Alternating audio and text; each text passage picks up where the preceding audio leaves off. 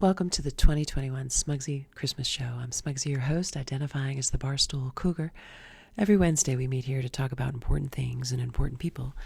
This week, a holiday message. But first, the Smugsy Show is presented to you by Smugsy's, sleek and elegant joint ciggies made with organic cannabis, rolled in all-natural, locally sourced paper. Look for Smugsy's in the pretty indigo and marigold packs. So why are we shining a little brighter, a little longer today? Well, it's December 22nd, 2021, the day after the winter solstice. The solstice being the shortest day of the year, measured in terms of sunlight. So if yesterday was the darkest day, if yesterday was the shortest day, that means today's not the darkest day. There's more light. And with more light, there's more hope, at least as far as I'm concerned. But I'm a solstice person. A pinch of paganism and a belief in the natural order of things, being deeply and profoundly spiritual, worshipping nature. Think peyote at Stonehenge, naked, dancing. Just solstice people, then you have your equinox people, people half light, half dark, bland, grilled cheese sandwich at Friendly's. But whether you're a solstice person or an equinox person, today's a day of hope. And speaking of celestial events and hopefulness, the Smugsy Show has surpassed 350,000 views, and for that, we're grateful and want to discuss with you why it might be in your best interest to bet now on the Christmas story, okay? This solstice just sort of leads right into the Christmas story, which is another story about stars. And in this star-driven, celebrity-focused society we live in, it might help just to think back to the Christmas story. It's one story of many in the Bible, and the Bible isn't for everyone, obviously, but there is something for everyone in the Bible, right? Misogynists, racists, mass murderers, you name it. There's stories in the Bible for you. The nativity story is my favorite, and the one that I'm, kind of pushing on you this week's show, because obviously the nativity story takes place right around now, the 12 days of Christmas, from December 25th until January 6th. And the reason why you should believe in the story is because of a bet. It's a better bet, and Barstool Sports is about betting, and the Barstool Cougar obviously, knows a lot about bets, and I identify occasionally as the Barstool philosopher, and my favorite philosopher is Descartes. You think you're canceled, therefore you're not. But my second favorite is Pascal, Blaise Pascal.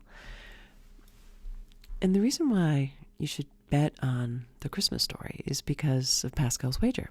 And Pascal's wager goes like this. You're better off believing in God, because if you believe in God and there is a God, then you're rewarded with infinite, eternal life in heaven, okay? If you don't believe in God and there is a God, the loss is huge, right? Eternal hell. Now, if you believe in God and there's no God, well, you give up whatever you gave up to live a godly life. That's a finite loss. Say, for instance, you gave up pornography on Sundays because of your belief in God. Well, that's a huge sacrifice, but it would only be from the moment you were born till the time you die. So Pascal's wager suggests that you're better off believing in God, and believing in God doesn't mean you have to believe every story in the Bible.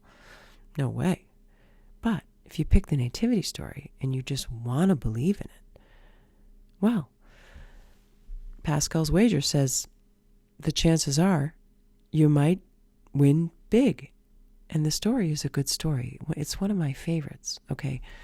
And it still resonates today. There's a lot going on in the Christmas story that's going on today. First of all, okay, Mary and Joseph, they're together, not married.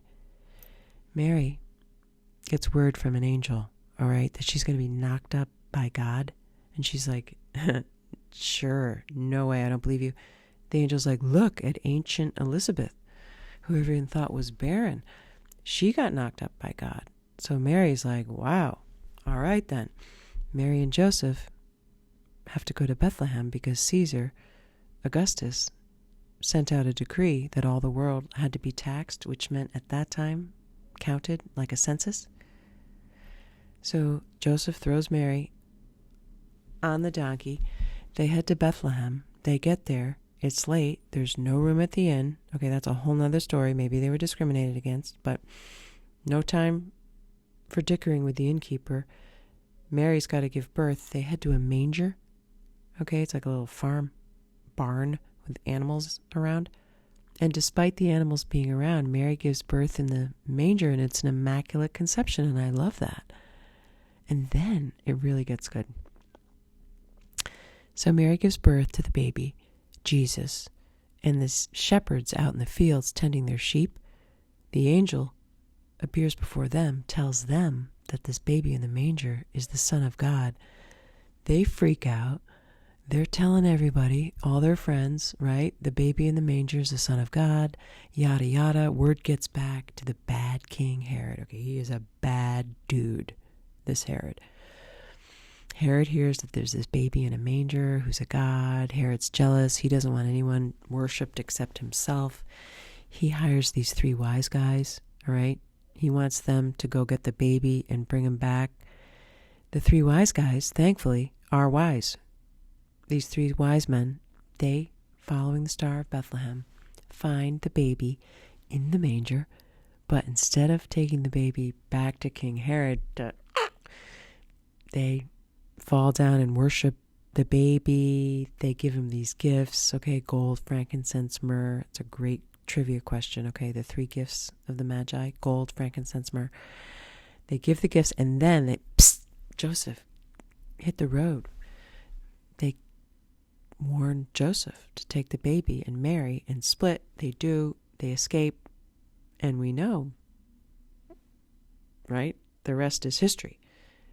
I mean, the story is an American everyman story, rags to riches. Jesus goes from a manger to the leading role in the New Testament, which is the best-selling book according to Guinness Book of Records. I mean, it's just an amazing story. So given that Pascal says you might as well believe, and it's a good story, because it's a story of hope and love and joy and peace. I mean, Jesus has kind of a violent end there, the crucifixion, but then he, rises again, and that's Easter. That's another show. But the Christmas story is just, it's a great story. Any stories about the stars and the heavens and hope and peace is a story that I'm on board with, and it's a story that we're happy to share with you here on the Smugsy Show. And we look forward to sharing more stories with you next week. For our New Year's show, we'll share the bold predictions for 2022. Very bold predictions. But in the meantime, we're just gonna believe in the Christmas story and not be afraid. Hope, good tidings, and joy for all of you. Merry Christmas. Take care.